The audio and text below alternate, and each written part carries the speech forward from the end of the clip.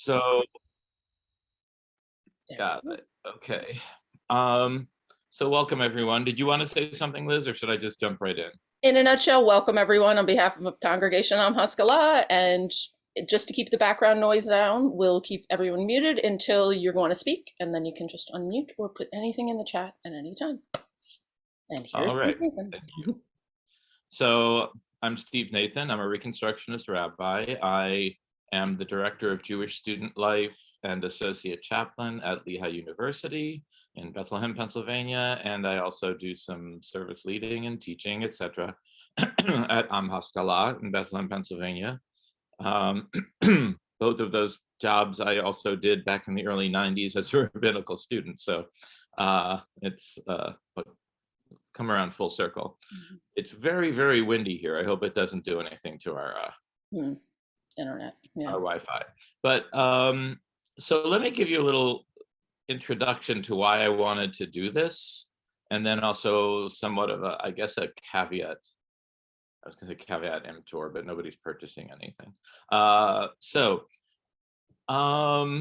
Obviously, in our society, we have been dealing a lot in past years with issues of race and racism and multiculturalism and intersectionality, and the list goes on and on. And these are things which have been dealt with through the years, but not really to the degree that they should be.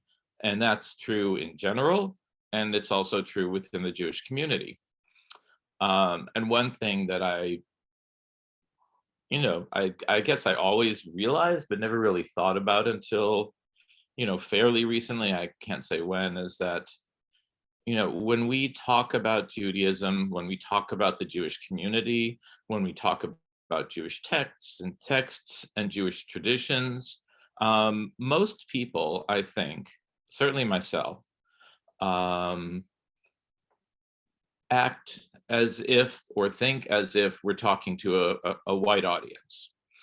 I'll speak for myself. I mean, but I do think, everybody I've talked to, a lot of people feel the same way when you bring it up, but never really thought about it before.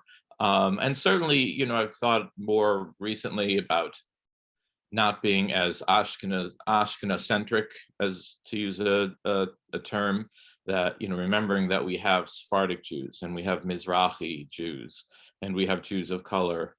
But, giving that lip surface to an extent, but not really thinking about, okay, so what does this mean as a community?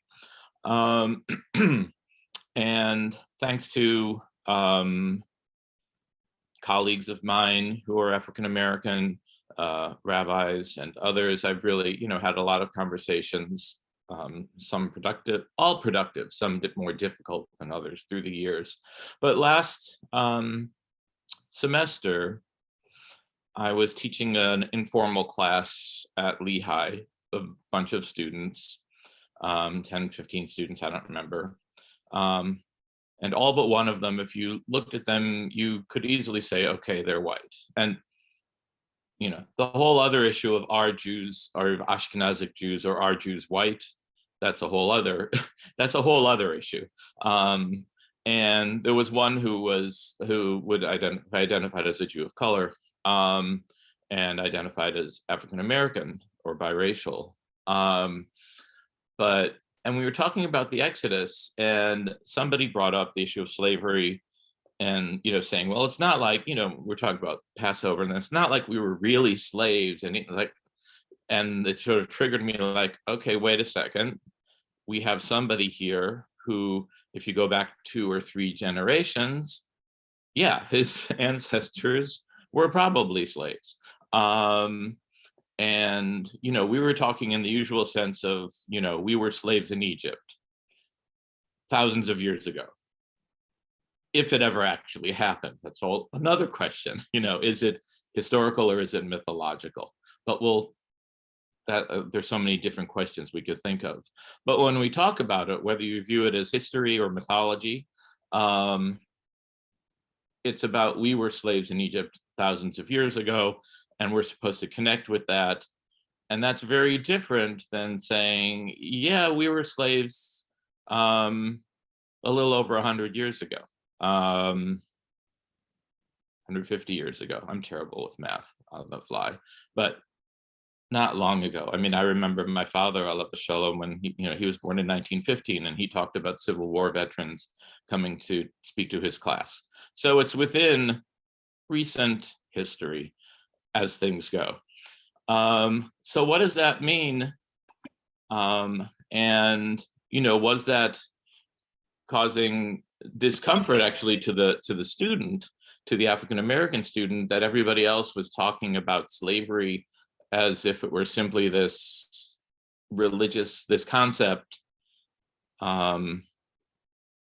that, again, we were reliving something that maybe our ancestors experienced thousands of years ago versus a little over 100 years ago. And I talked to him afterwards, and he said, no, it didn't really bother me, but he also got what I was saying, and did sort of feel that way. And then, when I was thinking about it more, it's like, okay, and talking with other colleagues and friends about this. So there are a few different issues that I think we don't think about when we're telling the Passover story. One, as I said, that, we may well have Jews of color at our Seder, and even if we don't, we have to remember that they exist. And so for them, the slavery experience is not just thousands of years ago, as I've said. But also when you think about it, the whole narrative takes place on what continent? Africa, right? So, Egyptians, even today, you would say, Egyptians and North Africans see themselves as different from other Africans. And often we think about Egypt and Morocco, places like that, and we don't necessarily, or the first thing that comes to my mind is not that they're Africans. I think they're Egyptians, they're Moroccans. If you were to talk to me about somebody who was from Nigeria or Uganda or somewhere, the Congo or whatever, then I would think, okay, they're Africans. But the truth is, that also is a bias there too, because different hierarchies and levels even within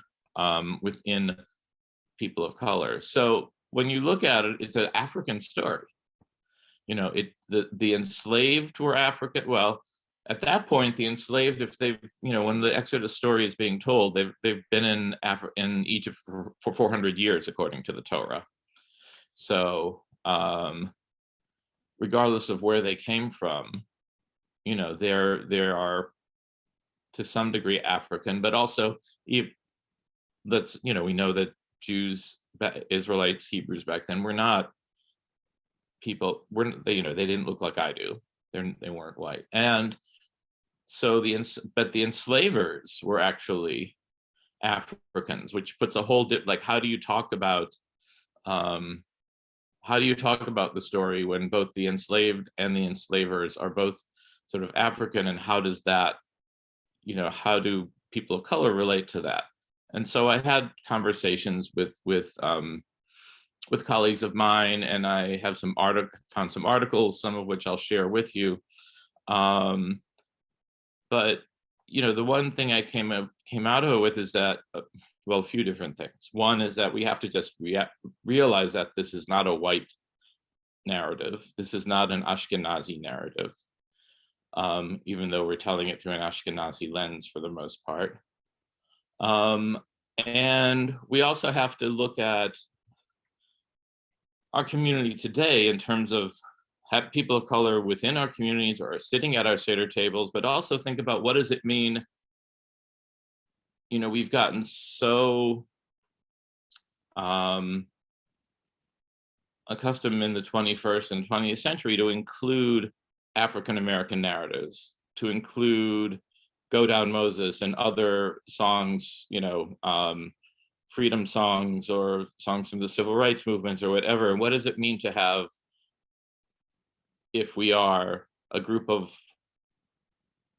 white people sitting around the table telling the narrative without any people of color there as well? So there are two different ways to look at it. I realize I'm kind of rambling, but so I want to put this out there. As I said in the description, this is very much a discussion-based class. because I'm still trying to figure it out myself. I'm still trying, and so I feel like we can sort of discuss this together. So I'm curious if other people have any. I'm just going to stop talking for a little bit here, because I'm a rabbi. I could just keep rambling, and you know. But is the issue of, well, I guess let me take a step back. I'd like actually everybody to introduce themselves now that we have a few more people. Say who you are, your pronouns if you want to. Well, for some reason, my screen doesn't always have my pronouns on it. But if your pronouns if you want to, where you are, and for now, why were you interested in this session? Not necessarily commenting on what I just said. I'm sort of doing this in reverse order. But you know, why are you at the session, and what would you perhaps like to get out of it? So, Joey, I'm going to pick on you to go first, and then you can just call on somebody else. No problem. But about Zoom and pronouns, I've realized that every few, depending on where I've gone on Zoom, if it's like a new thing, it resets and I have to put my pronouns back in my name. Same. Yeah, what I realized with mine is if I log into my Lehigh University Zoom account, then it automatically shows. But here I just clicked on the link and signed into the Zoom room. In that case, just my name shows and I can't figure it. So yeah, but that's also good to know. So Joey. Yes, I'm Joey. My pronouns are he, him. I'm all the way up in Midland. I was thinking especially about this topic with confusion I've been feeling reading the comments in my introduction to Judaism class, which poor Liz has fielded a great deal of my confusion with. But why do these people feel that they'll be taking on so much oppression at converting to Judaism? Mm-hmm. So yeah, recently I said one person, the things I had in common with him was that I'm human, I'm white, and I speak English. Obviously that is a big simplification when it comes to the whole Jewish community. Right. And I'm gonna pick on Jane next. And just Joey, you said Midland, but you didn't say where Midland is. I know where. Yeah, Michigan.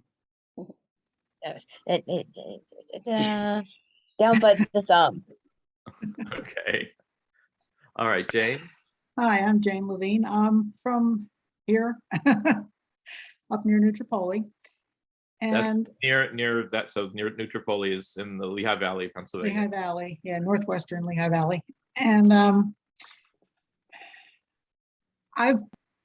one thing about it, multicultural, I've for years I've been doing Passovers that are from all around the world, including Harry Potter. I mean, just everything you can imagine. This year, before the Ukraine thing happened, I had already picked a Native American Seder because I got for Hanukkah the sous chef cookbook, which is really amazing, indigenous kitchen.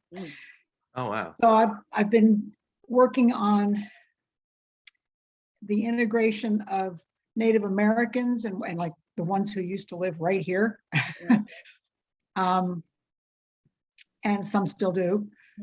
But one thing that struck me, I was reading in his book about fry bread. Fry bread is very common among all native tribes at this point, but it started as a bread of oppression. It was all they were given. They were put on, the Navajo were put on a reservation, given nothing but flour, salt, oil, and sugar. That was about it. So they had to come up with something, and they came up with fry bread. So with this year, I'm going to put on our Seder plate, on our Seder table, even though it's not kosher for Passover, and our Seder is gonna be after Passover anyway. I'm gonna put some fry bread, because that is the Native American bread of affliction. Mhm. Mm, And that kind of struck me, the similarities that, with that. Interesting. So, Would you like to call on someone else? Ruby?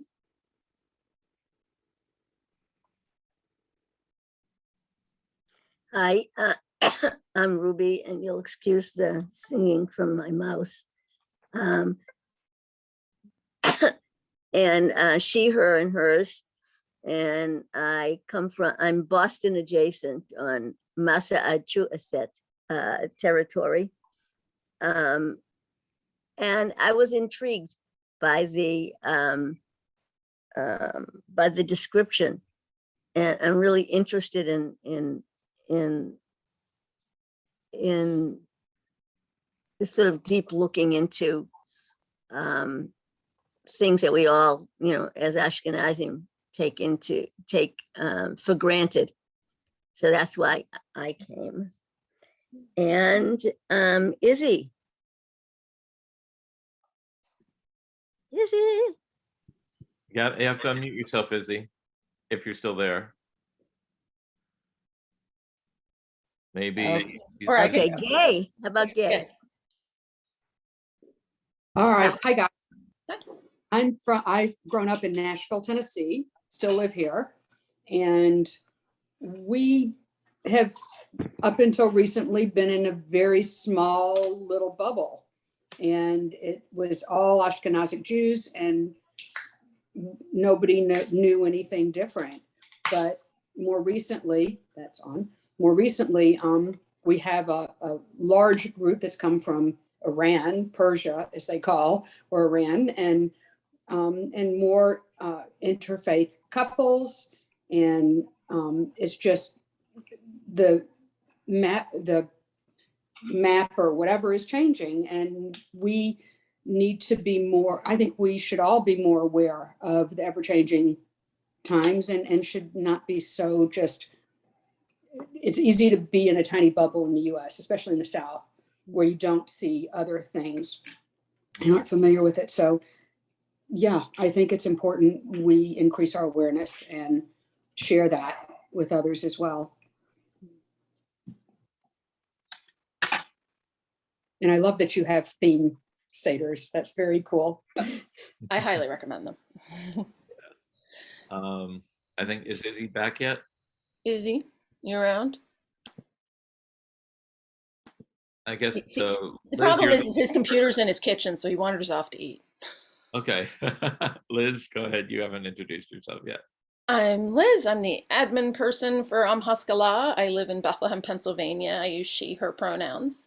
And I was psyched to do this class because I think we all need to be constantly broadening our horizons and learning more and more about the interplay of all of these overlaps in our experiences as different cultures that are so much the same.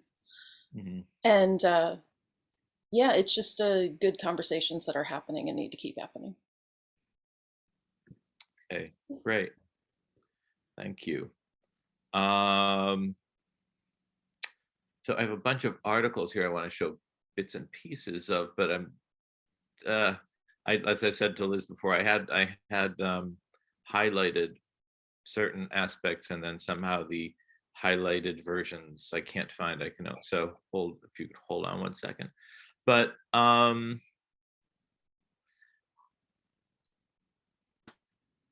actually, I have a question for people. I know that Ruby, I think it was, mentioned, as Ashkenazic Jews, we view things one way. And the truth is, the majority of Jews in the United States are Ashkenazi. The majority of Jews in the world are Ashkenazi, although certainly if you go to Israel, you have a much larger population of Sephardim and Mizrahi, but we're in America. So, when we're telling this story, and let's say we're singing "Let My People Go" or whatever, where do people see themselves in this narrative, and do you, well, I guess there are a couple different questions. First is, do you see yourself in the narrative? Because we're supposed to be telling the narrative. We were slaves in Egypt, and God brought us out with an strong hand and an outstretched arm, and et cetera, et cetera, et cetera. Is that something that people, what do you think of when you say that, when you say it in the first person plural, that we were, how do you experience that? Is it just lip service, or do you really try and connect somehow? There's so I much. think for my, Go ahead. I was just gonna say, I think for my family, it's been primarily lip service. You can't really relate to it.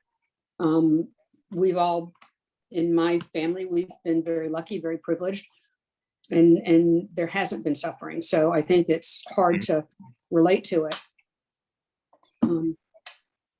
I think that we're gonna get, I mean, I don't know if we ever would relate to it, but other than just doing, since we have some now little children, itty bitties in our family now, we're gonna do some more acting out of things, to like, just so that they can, like, you know, put on act like they're marching through the desert or things like that, just to see if there's any way to relate to it at all. Right. I mean, again, you can always talk about different groups in the last 20 years that have been enslaved or murdered in other countries, but even that just seems so far away for us here. Mm-hmm. Okay. And who else has thoughts about that? In some ways, Okay, it's Ruby? Oh, sorry, Joey, did you? Well, I think Liz was gonna speak before me.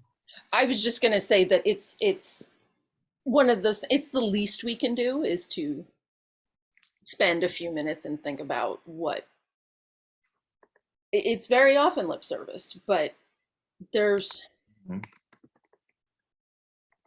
that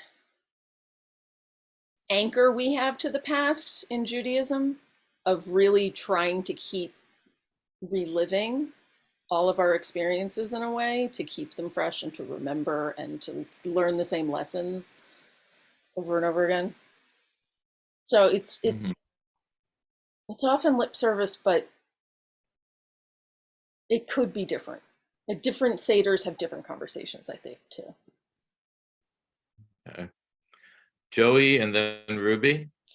For me, it's very fresh. I first think of myself as a queer person, and then it goes on from there to all my other marginalized identities. Mm-hmm. So I think about things like the fact that I have to be extra concerned just going out my door into my local community. Mm-hmm. And of course, balancing all that oppression against the idea of things like chattel slavery or any of the slaveries as they existed back in biblical times. Because it sucks here, but it doesn't suck that bad. Yeah, perspective. Okay. And Ruby? Well, I don't think, I mean, there's no evidence that we were actually slaves. Right. And then who's the we also? Right. I mean, I took seriously the thing about my father was a wandering Aramean and the fact that we spoke Aramaic. So I said, where is Aramea? So it's actually northern Syria. Right. So our homeland is really northern Syria. It's like, oh, and I took a look at the desert, photos of the desert, and it's like, well, no wonder we wanted to leave. That's beside the point. But I see it as a metaphor, really, and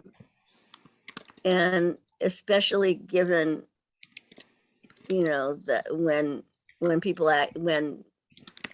the Israelites went into the Red Sea, it was the Midrash is like one person Right. took it on himself, you know, and that's like, well, that's kind of counter to the Passover narrative, which is like, oh, we're babies, we're getting birthed. God had everything to do with it. We had nothing to do with it. And so, I mean, it's to me, it's a metaphor about coming out of the narrow places. So I really think about Egypt very strongly as the narrow places, which it literally means, and thinking about that on our way out. Mm-hmm. I mean, that's an interesting thing that you brought up, is that, right, so the narrative being, again, even if you view it as historical, even though like you said, there's no historical evidence, that's fine.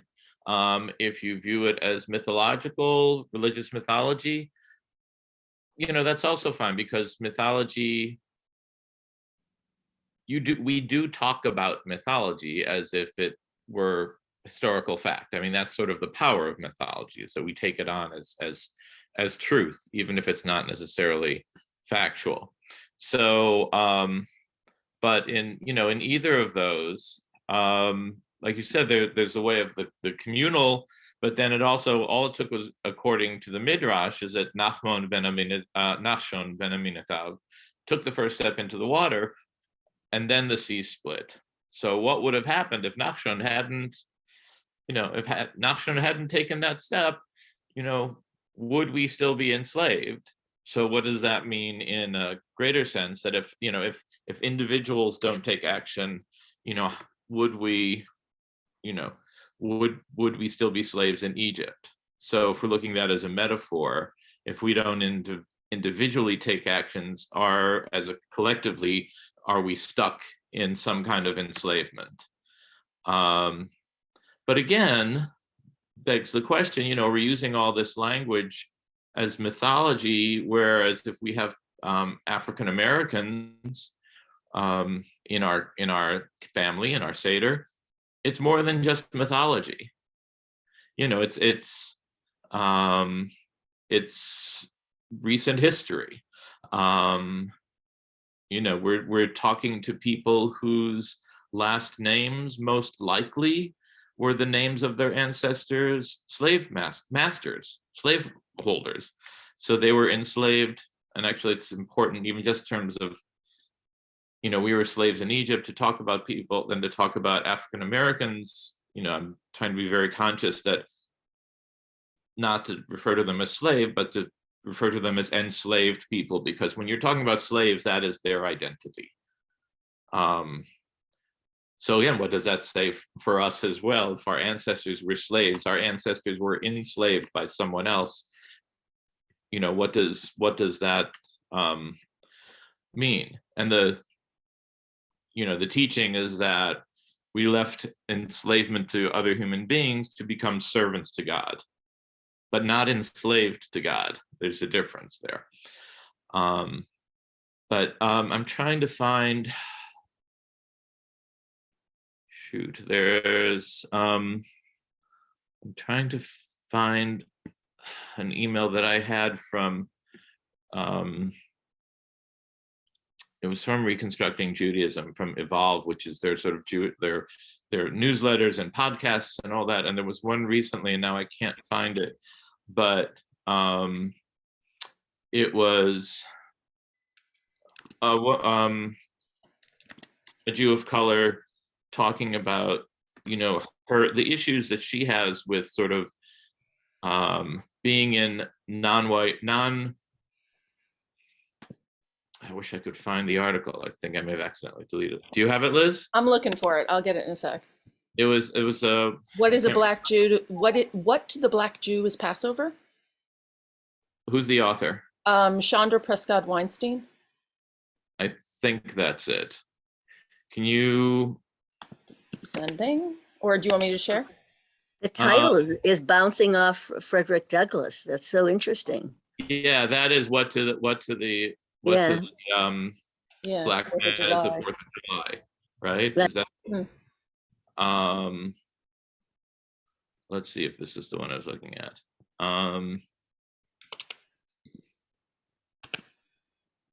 Oh yeah, so I'm gonna share. This is it. Let me share it. Hold on a second. Any links we share today in the chat will also be in the follow-up email with the link to the recording. So if you don't get a chance to grab a link now, it will come to you later. Okay, can people see the article? What to the Black Jews Passover? Is that what I'm showing you all? Okay, good. So, we talk about, I think, and, like what you do, Jane, I think is great, because you are looking at different traditions and how they can connect to Passover. But then there's also another piece of it that I think, especially when we're dealing with focusing specifically on Black US history, African American history, that we need to be aware of. So like she says here, one of the strangest things about US Passover traditions is the way some white Jews apparently integrate Negro spirituals and Black civil rights history into Seders. I don't know how many people do this, but it's enough that this content is integrated into the Reconstructionist Haggadah, A Night of Questions, which I own 15 copies of. I never really paid much attention to this or thought much about what it would be like for the Haggadah to be used by a non-Black Seder leader until last year, when due to the pandemic, my spouse and I attended a Seder led by white Jews from our synagogue. We, a Black Jew and a Taiwanese American Jew, were the only two Jews of color at the table. I cannot express the intensity of awkwardness and even pain that we experienced watching these white Jews perform Blackness by singing Negro spirituals and reading clips where the word Negro appears repeatedly. My spouse changed each instance because he did not feel that it was necessary or appropriate for him to use that language. So I never even thought about this until I read this article this past week, when I was looking for things to discuss today. What are people's reactions to that? I'm not sure what age she is, but it just seems perfectly normal for people that are my age at 75 to do that. That was part of our youth. Right. The whole civil rights movement was such an integral part of our whole concept of freedom. And I wasn't familiar with Passover at the time yet, but when I did become acquainted with Passover, it was like, it hit me like a wall. I mean, it was just unbelievable. Right. And that I wouldn't even consider having our Passover Seder without the tribute to the civil rights movement, which involves me singing Black spirituals. I mean, right. But that's what we did. And I don't think it's appropriating their culture or anything. I just think it's a historical tribute for me. Okay. Any other thoughts?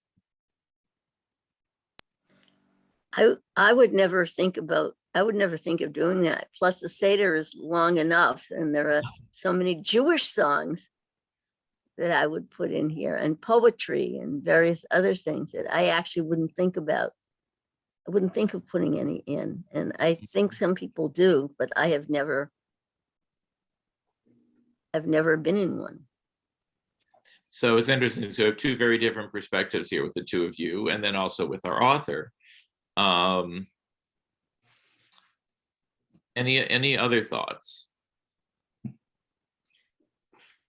I'm looking. I mean, I say we do go down. We sing "Go Down Moses." We have interfaith, several non-Jewish attendees, and we want to be inclusive. They can't sing the Hebrew. I mean, we do transliteration, but it's not the same. And they don't. So we sing some of the spirit. We grew up with that in Nashville as well. The stuff I was reading about some of the Black spirituals is that they refer many times and rely on the Exodus story in their mind through the in the 60s and 70s, and in that time period, they used the Exodus as if they were, leaving.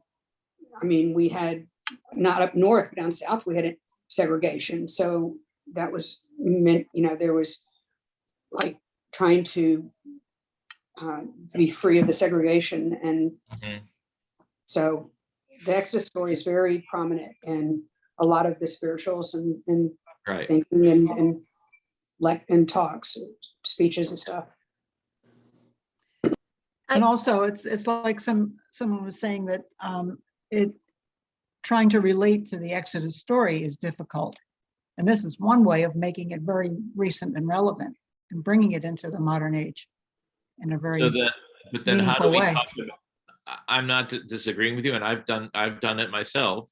But what I've never thought about is, okay, so the next part of it, all right, we're using. Can I mention one more? I think it depends on permission in a ways. Because I think there are interfaith choruses that will sing this together. Right. These kind of things. My own Yiddish chorus actually did a performance with a Black spiritual group. So it may be, I think it's permission. I mean, if somebody's coming to your Seder, like these folks did, I don't know. I'm Right. not being articulate even to myself there, but something like that. So, right. So I think you're talking about there are a couple different things here. One is that I agree in terms of permission. I think I know of a lot of places that do this around Martin Luther King weekend where, an African-American chorus or spiritual and a Jewish chorus will do something together. And that's, it's a collaborative effort, and right, there is permission there, I think is important. But and interestingly, so what I think happened to the author here is she got all of a sudden thrust into this setting that she had never been in before. And the people who were there, from the way she tells it, had probably only had, this is an assumption, but I'm going to say, were acting as if they were the only whites there, and maybe they were only whites there, and maybe that was their perspective in the past as well. But then, so what happens when you have a group of people who identify as white and they're talking about this, and then suddenly there's someone who identifies as a Jew of color or as Black? It changes the dynamic. It would be like if I were to attend, there are churches that do Passover Seders. I have a real problem with that, I have to admit, depending on how it's done. If it's done in collaboration, to learn about so that there are Jews there, or rabbis, whoever, teaching about, and it's a traditional Seder light, and it's there to teach about what we go through, that's one thing. But then you have issues of churches that do Seders and have a Christological overlay to the Seder, that, how the Seder text, is connected to Christianity. That's, to me, that's appropriation.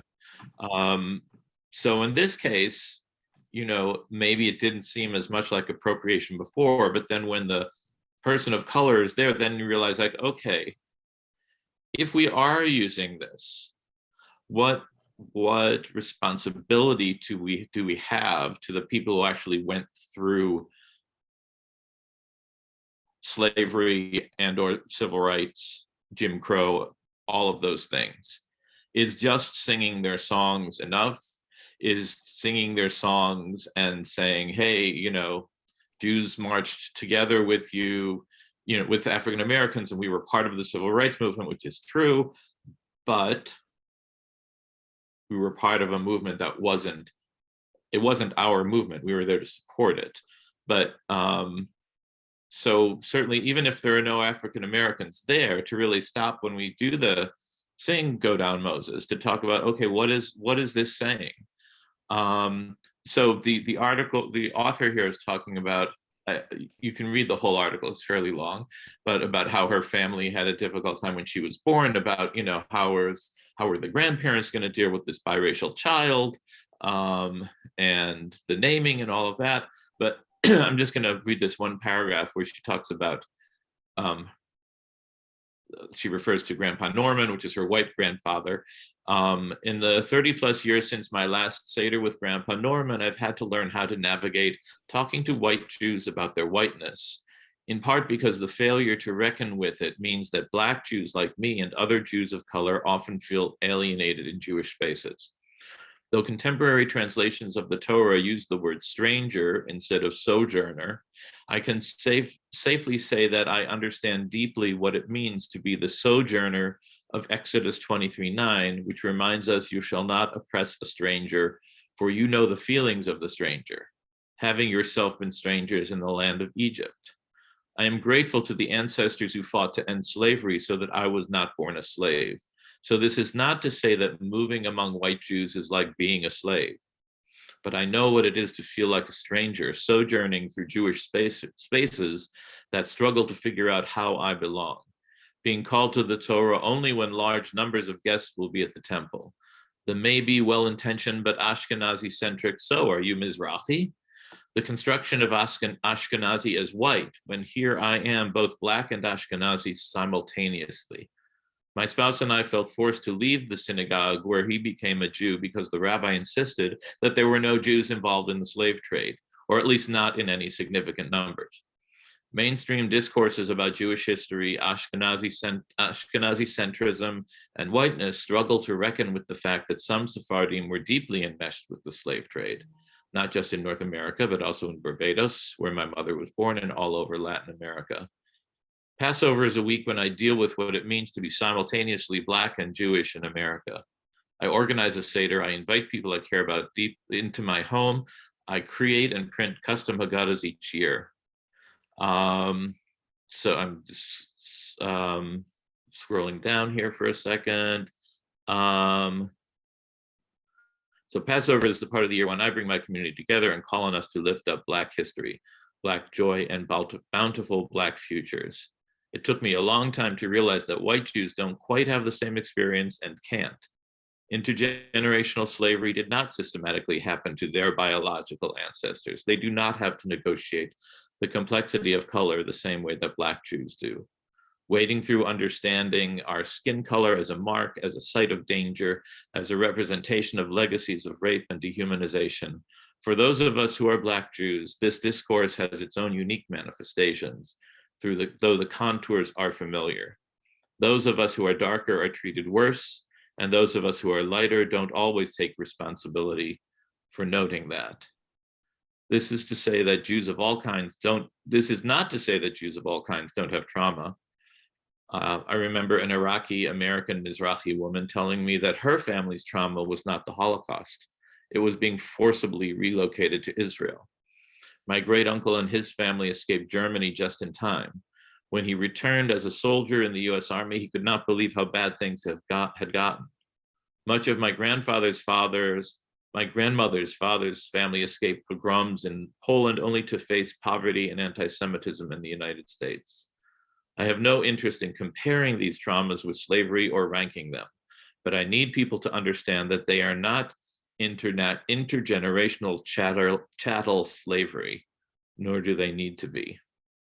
So I could, like I said, this. Oh, actually, we're almost at the end here. So wait, let me. So this is going into what we were talking about before. Yet Black Atlantic experiences are deeply integrated into American Seders. I think the two most common justifications for this are, but we do this because we recognize the journey of Black people through slavery and segregation, and Jews sang these songs side by side, arm in arm, as they marched for freedom. I appreciate these intentions, the symbolism and the history. Importantly, I want Black Jews to think about the significance of this symbolism and the extent to which annual practice is supported by daily activities that uplift Black well-being. They should also ask themselves, how would they feel about Gentiles taking Jewish traditions and treating them as their own, without any Jews in the room to be accountable as they do it? There's a difference between singing side by side with Black people as you put your body on the line to fight the forces of white supremacy, and doing the same at a festival celebration where there are likely no Black people at all. It's important to think carefully about this. in part because it has been decades since mainstream Jewish organizing was strongly linked to contemporary Black calls for liberation. Thoughts? That was pretty, I mean, pretty intense and pretty powerful. The last sentence really got me in terms of the establishment Jewish community's reaction to Black Lives Matter. Yes. Yeah, say more. Well, they were completely disowned, separate, called anti-Semitic, and it was without really thinking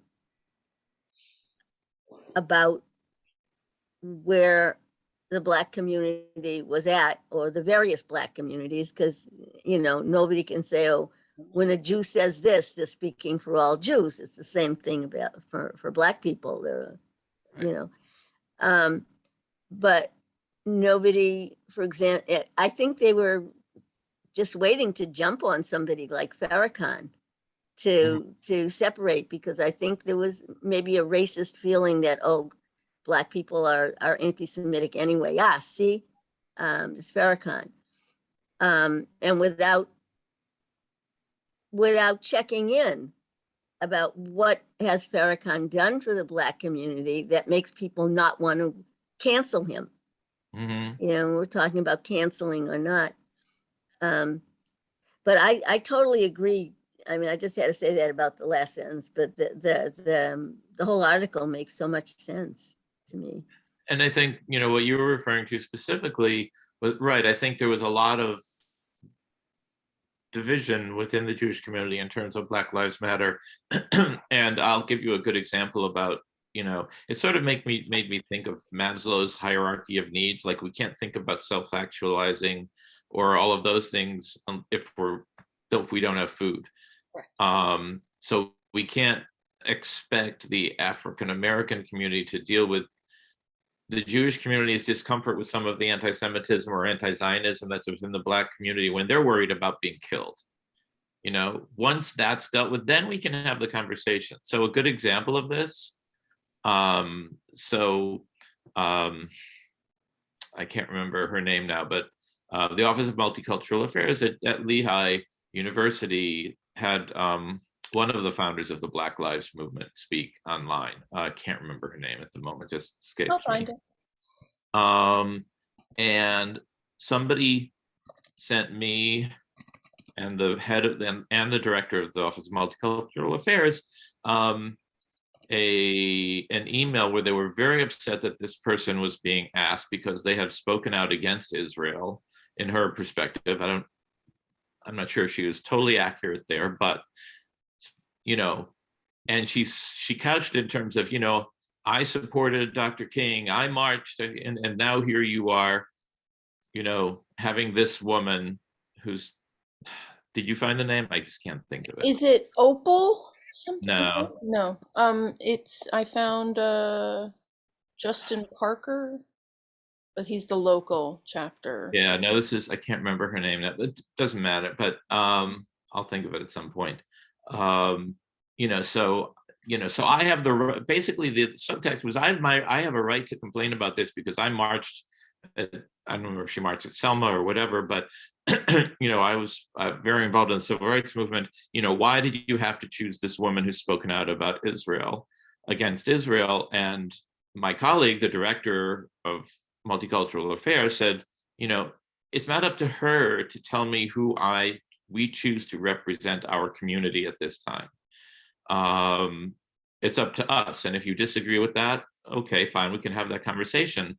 But saying that, you know, I have the right to tell you not to bring this person in because I marched with whomever was that's like weaponizing. That's weaponizing our our contributions or our participation in the civil rights movement. And all right. And all I said to him was, you know what? I totally agree with you. I said this to the director, and I said, you know, I'm going to be there. And if, I think the fear was that she was going to bring anti-Israel stuff into the conversation. I said, if she does, I may challenge her on those issues. I may say something, but, and I have a right to that, and she didn't, it turned out. But, that's different than saying, because she might say this, you shouldn't be bringing her in. You should be listening to me as a white Jew telling you who to bring. It'd be just like if I was bringing in a controversial speaker, Jewish speaker on something, and somebody who was Christian or not at all related to it or whatever said, I don't think you should bring that person. Fine, you could give your opinion, but not couch it in terms of, you should listen to me because I did this for you.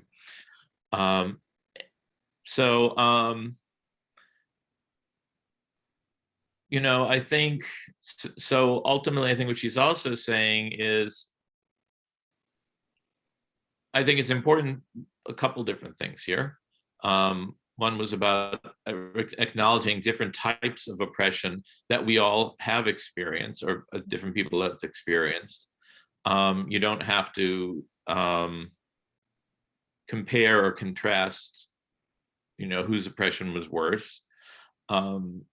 But to be open to discussing all the different types, and for those of us who haven't experienced this in recent history, to also just to be aware of the implications of this. So like I said before, when we sing Go Down Moses, like, what does that mean for us? And certainly if there are African Americans there, that changes the whole experience, because you have to acknowledge that, and then sort of like we were saying before, have some sort of discussion about it, and sort of asking permission in a way. But the other thing is, it's also interesting about a conversation that I've had with people. I actually wrote an article about this, I think it was before George Floyd. I can't remember now, about, are we white or not as Ashkenazi Jews in America? And certainly when, if you look historically, we were not considered white. Irish immigrants were not considered white. Italian immigrants were not considered white. White was white Anglo-Saxon Protestants, basically. And we were considered the equivalent of people of color at we were certainly not, we might not have been called that, but we're definitely called non-white by the powers that be in the United States for many years. It's only in recent times that we sort of have embraced whiteness, which I don't think of myself as white. To me, white is still WASP. But having that conversation without recognizing that if you see me on the street, if somebody sees me on the street, they're going to see me as white. They're going to assume I'm white. They may assume that I'm straight. They may assume that I'm Christian, but they definitely assume that I'm white, which is very different than the African American experience. Putting aside the issue that she brings up about different shades, the darkness, which is an issue within that community. But certainly, it's not something that it's something that we can hide our identity. I can walk down the street and pretend that I'm a straight white Christian man, cisgender. So I am cisgender. I am a cisgender man, but I'm not Christian, I'm not white, and I'm not straight. But I have the luxury of passing if I want to. Whereas most people of color do not. Yeah. So what does that mean to, again, go back, what does that mean to be using their narrative in our story? And how do we do that in a way that is respectful of the narrative? I'll just read the last paragraph of her article, because then I can stop sharing it so we have a full screen. There are days when I wish I could stop being Jewish because I experience so much alienation in the Jewish community. And frankly, it would be easier to fit into the Black communities I am a part of if I were Christian. But I never wish I wasn't Black. because at the end of the day, I can find diverse Black spaces where I am embraced without hesitation. This Passover, I invite white Jews to discuss what they will do to ensure Black Jews and other Jews of color can find Jewish spaces like that too. This means rethinking what exactly you may be doing when you invoke Black trauma and the art created in response to it as a part of your Passover celebrations. Instead, perhaps you should use that time to ask difficult questions of yourself. You may find yourself feeling like you do not know how to ask. That is a fine place to begin the story. So I think, so what she's saying to people, and I'm only picking on you, Jane, because you mentioned this and I've done it myself, but you brought it up, that you feel like it's very natural to bring the, Negro spirituals, Black spirituals into your Seder. And I have felt that as well. But then what she's saying, I think, is then we all need to take the next step to say, okay, so what does this mean today? How do we help the African-American community, and especially in this case, African-American Jews, Jews of color, to be part of the community? What is our responsibility? So that it isn't just performative. And I'm not saying that yours is, but I think for a lot of it, I know that for me it has been. It's like, okay, so now we sing this, isn't that nice? We remember marching with, Abraham Joshua Heschel, marching with Martin Luther King. Yeah, but now what does this all mean for us today? Mhm. And if we're like she's saying, if we don't know how to ask the question, that's fine. We're the fourth child, the one who doesn't know how to ask a question. And so we have the conversation and see where it goes. But I want to give a slightly different perspective also from an African-American Jew, Rabbi Sandra Lawson, who many of you may know. And she posted this actually as part of Reconstructing Judaism's Instagram, on their Instagram page this past week, I believe. So as a Black woman, actually, somebody want to read the quote here on the left? Anybody want to read that? I can do it. Okay. As a Black woman, I can totally embody the connection between the American slave experience and the mythological sort of slavery experience for Passover. The way Jewish tradition works is that we are supposed to imagine ourselves as if we are currently slaves. So what she's saying here, and what implication does that have for us as, I can't see everybody here, but right now I'm assuming that everybody in this call identifies to some degree as white or not. If I'm wrong, because I can't see everybody, please correct me on that. What she's saying for herself, and what implication does this have for us who are not Black Jews, who are not Jews of color?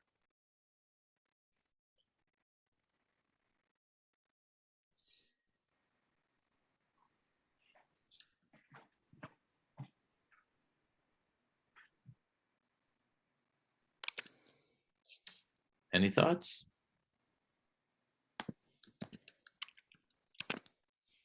We as white people need to listen to the Jew of color voices. That's one thing I was thinking, even as both Jane and Ruby were talking. I won't actually sing those spirituals myself. I go online and find media where a Black person is singing it. Mm-hmm.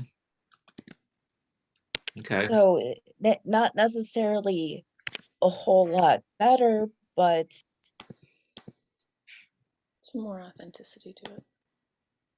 yeah, it's heading in a direction of experiencing what I can of their artwork done by themselves. Mm-hmm. Okay. Any other thoughts about our connection to what she's saying here? I feel like there's as Jews, we accept that it's our responsibility to somewhat move the world forward in some fashion while we're here to Mhm. get us to a better world to come. Yeah. So we have that responsibility to progress ourselves, progress our culture, progress, um, and to stop and try and share that cultural experience with our ancestors and their ancestors and our joint Mhm. ancestors. It takes, it's not always easy to get everybody into that moment in a Seder, but Yeah. it's a great time to have conversations like this. Right. And I think what she's also saying is, there are two pieces. One is that as a Black woman, she embodies this connection between the historical American slave experience and the mythological Passover slavery experience. And for those of us who are not Black, who are not people of color, well, we're supposed, specifically if we're not African Americans, we are still supposed to imagine ourselves as if we are currently slaves.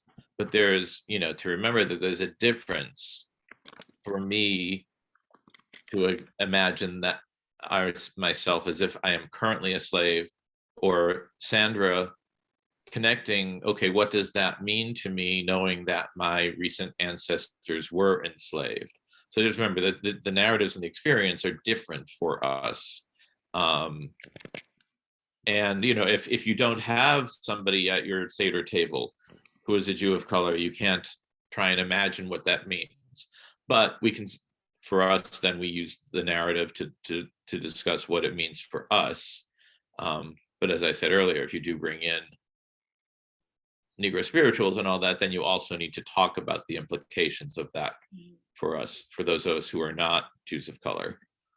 Let me see, I want to try and find one other. Joey had one comment in the chat, and can I read it, Joey? Yes. Why don't we use stranger or sojourner in place of slave during the story, during our Seders?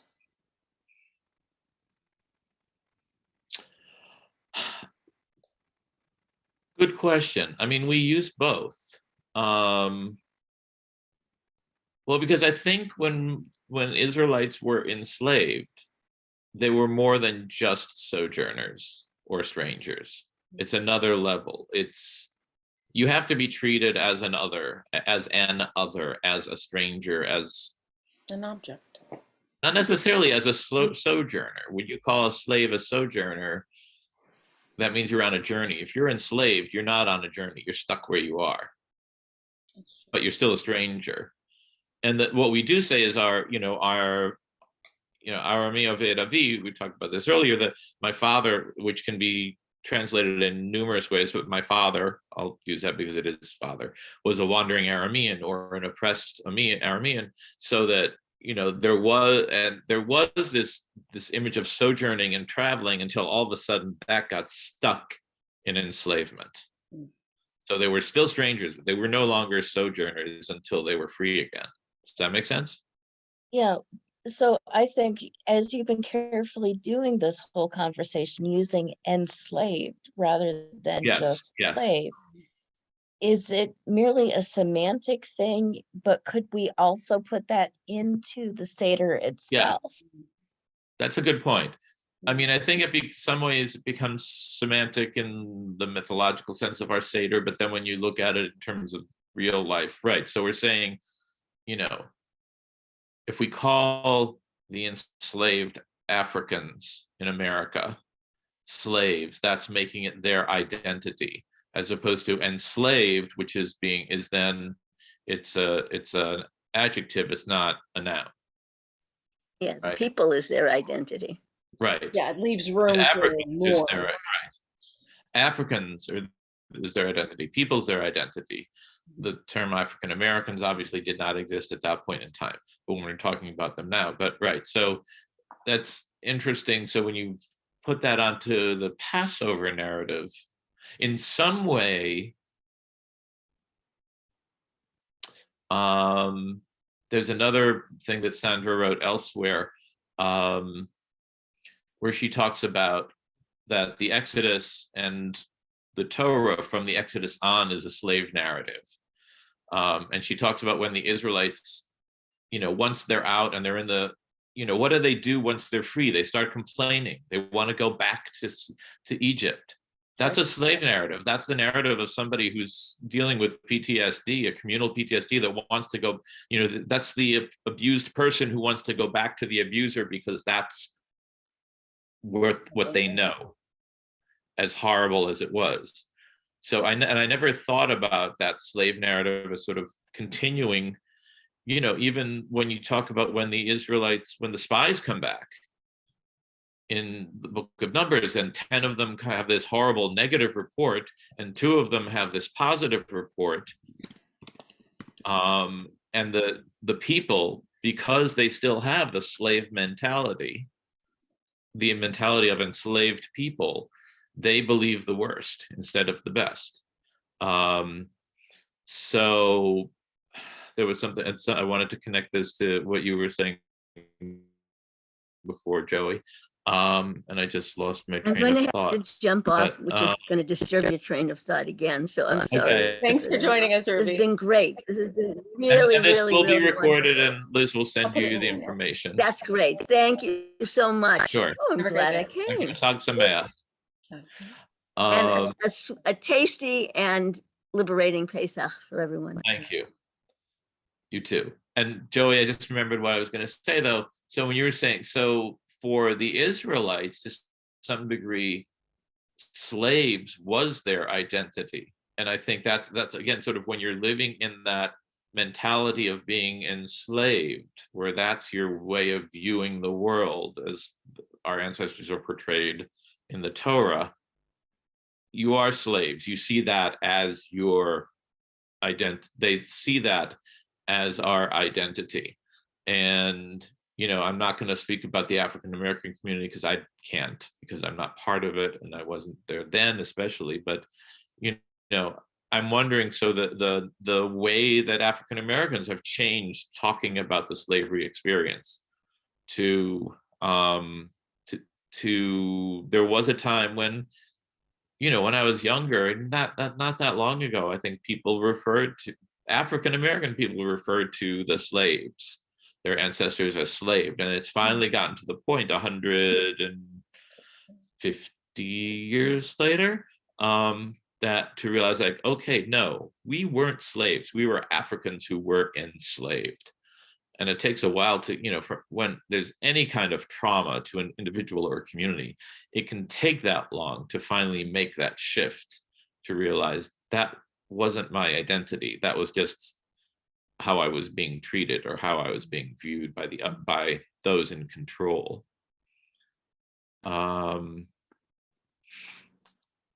It seems then that Jews who are racially white in current understanding seriously need to be doing that work, though. Right. And we need to be doing it. I need to be doing it. Those of us who are white or identified as white in the Jewish community need to be doing it for ourselves and not relying on Jews of color to teach us. They were not Yes, assigned that to us. Yeah. right. And that's true in terms of, it's like, okay, so, yes, to a certain extent, just like we as Jews have can help non-Jews understand what our experience of anti-Semitism is, but the bulk of the work has to be done by them. Mm-hmm. So the bulk of the work because the bulk of the work is not, in this case, the bulk of the work is not so much understanding the African American experience, though that's part of it, or the enslaved African American experience. The bulk of the work, at least at first, is understanding our own racism and our own part in that narrative. And it was really interesting in that article when she was talking about how her husband, that they left a synagogue because the rabbi said Jews had no part in the slave trade. And that's the narrative that I was always taught. But of course, I was also always taught that nobody in the North had anything to do with the slave trade. And we know that white people in the North had a lot to do with the slave trade. Of course, I have to bring in at least one musical theater reference. If anybody's familiar with the show 1776, when they're talking about taking the slavery clause, the anti-slavery clause, out of the Declaration of Independence, and the can't remember his name, from South Carolina, says, makes it clear, I'm not going to sign this unless this clause is, and of course, John Adams is, being higher, holier than thou, saying, making it seem as if, we don't have anything to do with it. And there's this amazingly powerful song called Molasses to Rum to Slaves that talks about the slave trade and New England's role in it. The slaves may have been coming in, at that point, may have been primarily coming into southern part of America. And that's where the majority of the slaves were. But New England, the merchants in New England played a big role in that triangle trade.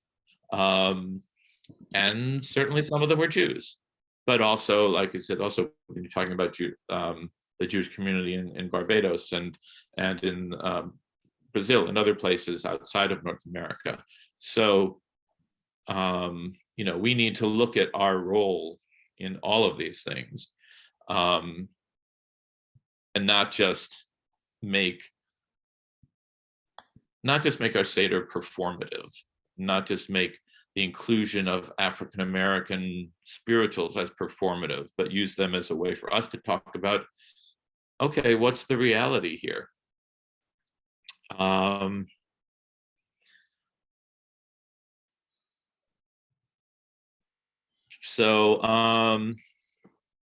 Yeah, there's this other really interesting article that I'll share with you later. You can see later with the talking about what Passover taught me about being Black, but that's actually somebody who was an African American Christian talking about that. And then there's also another one, the Religious Action Center for Reform Judaism, the 4 questions, a racial justice conversation for your Passover Seder. These are things that will be shared with you. Another thing, tapping into your families and communities' multicultural heritage this Passover. These are all fairly long articles, but I think they help us to look at the different issues. So this is actually the one, tapping into your families and communities' multicultural heritage. I'll just share for a second here.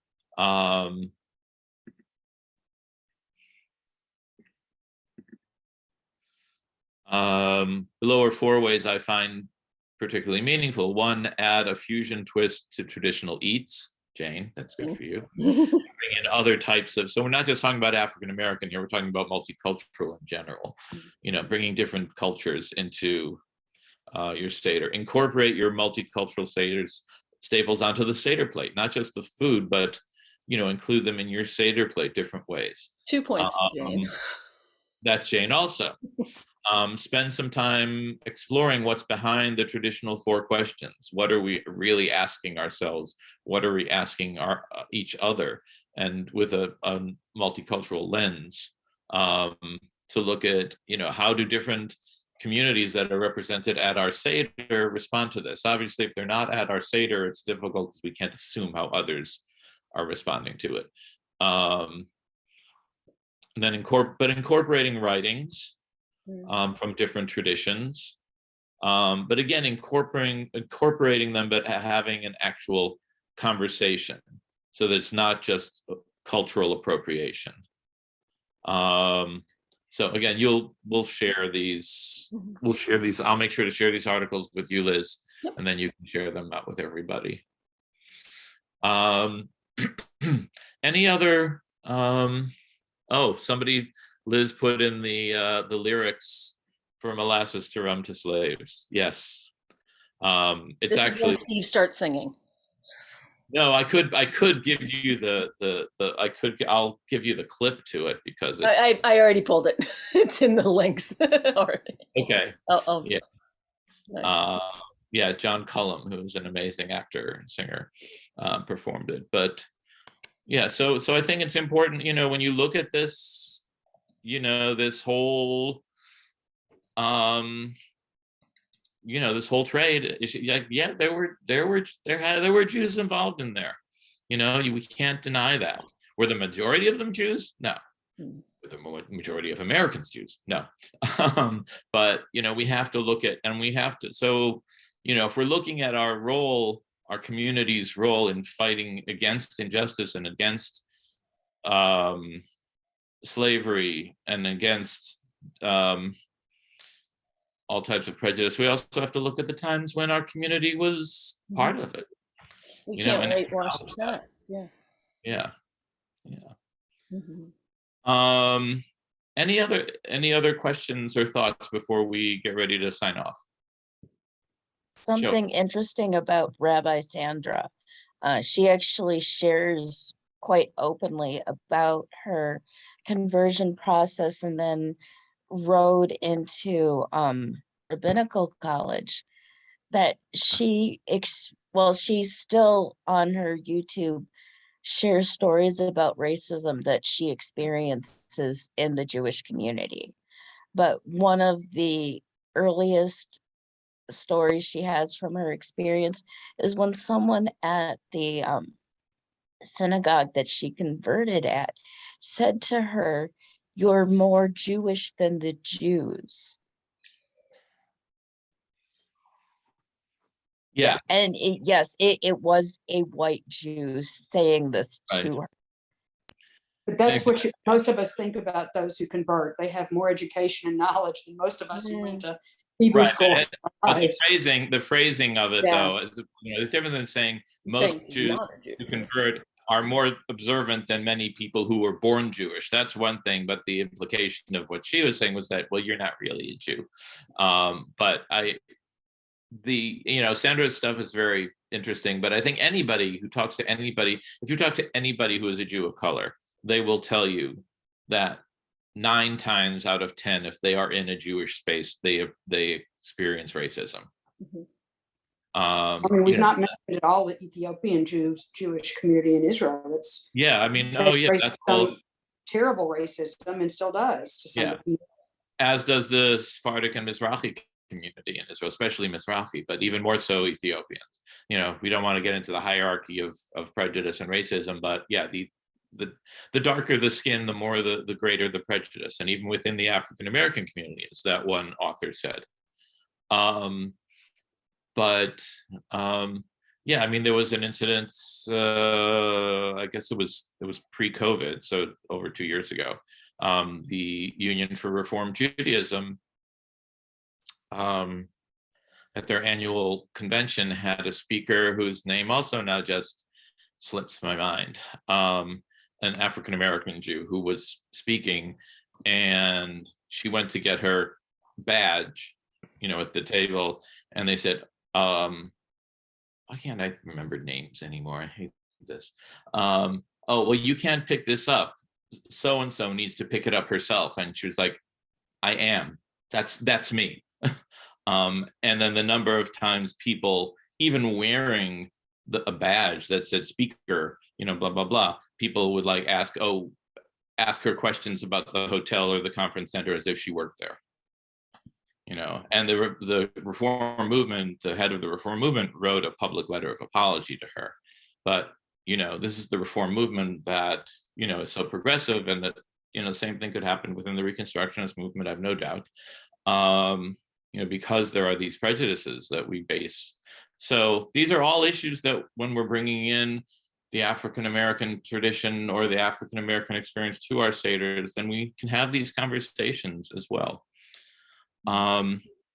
So as I said, this was, I know we're sort of all over the place today, but that's kind of what I knew would happen, because it's what we do. But I will share these articles with Liz so she can share them with all of you. And I thank everybody for coming. Thank you so much for joining us today, everybody, bringing comments and opinions and everything. It was wonderful. So I'm going to stop to record. Thank you. Thank you.